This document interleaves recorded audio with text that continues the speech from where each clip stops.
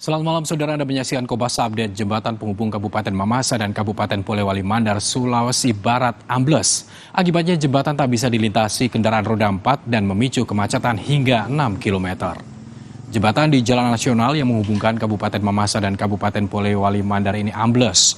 Hanya warga, pejalan kaki dan pemotor yang bisa melintasi jembatan ini dengan turut dibantu polisi dan warga yang ada di lokasi. Sementara mobil yang tak bisa melintas terjebak macet hingga berjam-jam.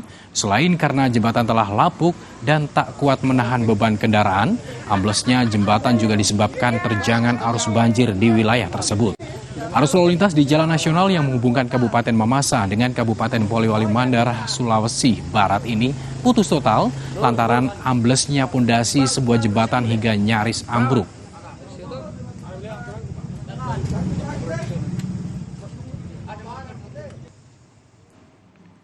Demikian Kompas Update, saya Arizona Gali. Sampai jumpa. Kompas Update.